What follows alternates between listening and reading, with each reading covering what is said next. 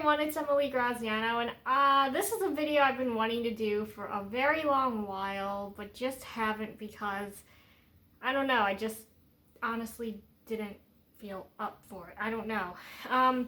But in this video, I want to talk about some Christmas movies, but not all the Christmas movies that are talked over to death. Everybody knows about this movie. Everybody knows about this movie from the 1940s.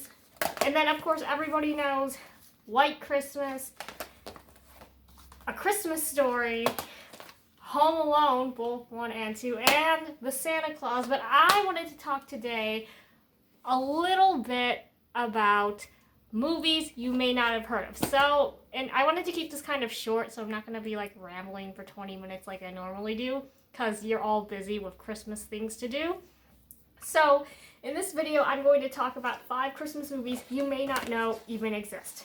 And it's going to just be short, how much I like them, and then you can be on your jolly merry way to doing your fun Christmas activities. So, I don't want to take up too much of your time, so we're going to get started. So, from 1939, the first Christmas movie you may not know even existed is called Bachelor Mother with Ginger Rogers and David Niven. This is a really cute movie. Ginger Rogers, she works as holiday help at this department store, and then she gets let go because she was like Christmas help. But she finds this abandoned baby on a doorstep, and she is gonna take it into the fondling home because it was just like left on the doorstep. But everybody thinks it's her baby, and like mishaps occur, and like she gets her job back, and like her landlady gives her like a ease on the rent, and she offers to help take care of the baby, and like Ginger has no choice but to take care of this baby, and then she ends up falling for her boss's son, played by David Niven, and it gets really funny when the boss's son thinks, that's my son's son, that's my grandchild, that's my grandson, and it's really fun, and it's set around Christmas. It's probably one you don't know exists. It's really great. I love it. Number 2 is a movie from 1940 with Jimmy Stewart, his other Christmas movie that no one even knows about. It's called Shop Around the Corner, and it's with Margaret Sullivan. This movie, Jimmy Stewart plays a retail shop worker, and Margaret Sullivan gets hired for Christmas help, and they don't like each other, but they're secret pen pals. Like, they share a mailbox. It's kind of, this is the original You Got Mail, if you didn't know that. But they're they are pen pals, but they're co-workers. The pen pals love each other, but the co-workers, they hate each other. And Frank Morgan plays the shop owner. Really great performance. Frank Morgan, the wizard from The Wizard of Oz.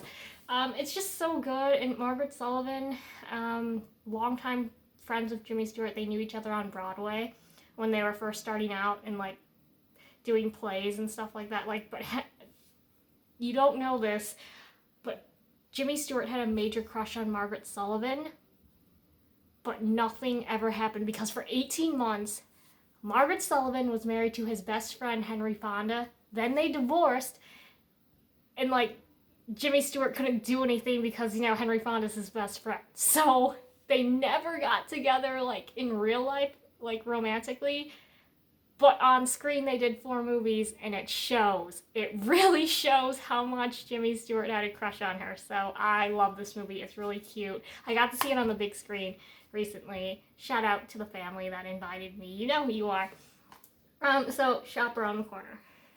Next is a movie that I, honest to God, did not like when the first time I saw it. I saw the ending because it doesn't have a traditional Hollywood ending, and I'm like, well, that was awful. I'm never watching that movie again. But then I started thinking about it, and I'm like, wait a minute. That does not discount the chemistry that these two have and the journey that plays out.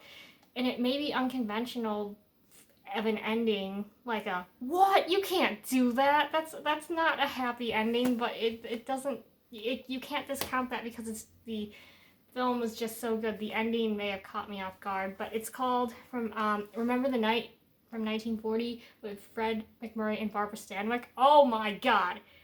These two have immense chemistry that sizzles on screen. This may be the best representation of their chemistry, like, is in like in a romance type of way, because they did 4 movies together as well. Their most famous being Double Indemnity. The other two are The Moonlighter, which I did not like. I'd have to give it a second chance. And the movie There's Always Tomorrow, which is a deep study in psychology of lost romance and cheating and do I leave my wife even though I'm not happy and stuff like that. But in Remember the Night, Barbara Stanwyck plays a compulsive thief, and she steals a bracelet, and Fred McMurray plays the lawyer. But because the case is so close to Christmas, they postpone it because they don't want to like rush a verdict and everything. So Fred McMurray goes home to Indiana. they drive from New York to Indiana, and because Barbara Stanwyck is also from Indiana, he offers to drop her off at home. But when her mother, because her mother remarries and kind of dismisses her children from her first marriage, and when she's dismissed from the family home, Fred McMurray says, well, you can still come over to my family's home. And then his family all thinks that she's his girlfriend and how well she fits in, and they have this romance, but then it's oh wait, I have to represent you in court. And will that, when we get back to New York, and will that disrupt anything? And it's just so good. I love it. It's not quite screwball comedy. It's not quite film noir. It's kind of stuck in that in-between, but I love this movie so much.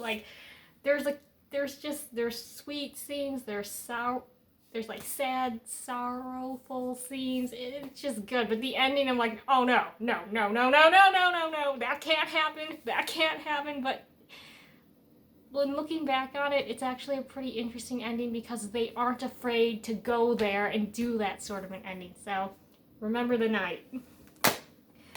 Next movie, I hope some of you have heard of it, but if you haven't, I'm going to make sure you do. It's called, from 1945, Christmas in Connecticut. I love this movie so much. Barbara Stanwyck again, and Dennis Morgan. Dennis Morgan, I fell hard for Dennis Morgan. He's so cool in this movie. He plays a GI from World War II. So Barbara Stanwyck plays this Martha Stewart type figure who is, oh, I have a wonderful husband and a cute little baby, and here's the recipes that my family has, and this is what we do to celebrate Christmas. And when a returning soldier who is a big fan of her column, because he's a soldier, the magazine company sets it up hey, why don't you come out and meet this writer, Elizabeth Lane is Barbara Stanwyck's character's name, and you get to spend Christmas with her husband and her family and have the recipes that you read about. But the thing is, Barbara Stanwyck's kind of a fraud. She can't cook.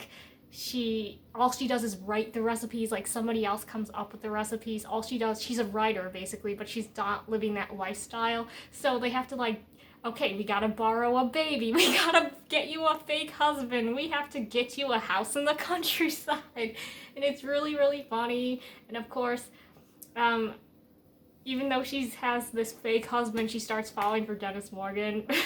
It's really cute. I love it. It's kind of wacky. There's great character performances. I love this movie so much. Dennis Morgan at the piano. He should have done more Christmas movies. But yeah, Christmas in Connecticut. And the last film on here is from 1947.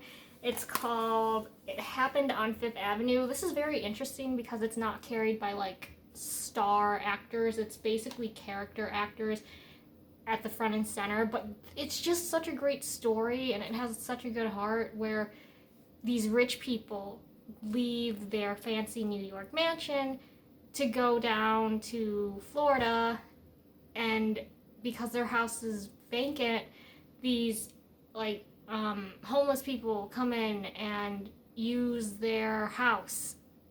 But then the twist is the people who own the house, they cancel their family gathering or something, and they come home to find these people in their house, but they play along with it, and they pretend that they're also hobos, and that's the term that they use, they're homeless people, and they bond with these people, and it's really a great story of different worlds coming together, different people coming together, strangers becoming friends. It's just a really heartwarming story set around Christmas. There's great performances, families who are fighting. They really get to see it's a really healing story about that. So it's just a great movie. I think this is going to be on TCM soon. All of these are going to be on TCM actually soon or on the app, but great movie, underrated, very 1940s appropriate, but I think it really teaches you a lot about the era and how there was a housing crisis like after World War II. It's just really, really fascinating as a period piece.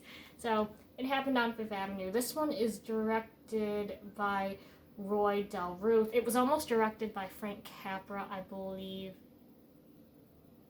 I could be wrong on that. Don't quote me on that. But I swear I remember hearing like Frank Capra almost directed this, but then he directed, like he got put off the assignment or something. I don't know. But yeah, it happened on Fifth Avenue. And good, this video is going to be under 10 minutes, so I want to take this opportunity to say a very Merry Christmas to you and your family and a Happy New Year. I will hopefully keep on doing this in 2022. I hope so. I just hope to have enough ideas. But I'm Emily Graziano. Merry Christmas and a Happy New Year to you and yours, and I'll see you soon. Bye-bye.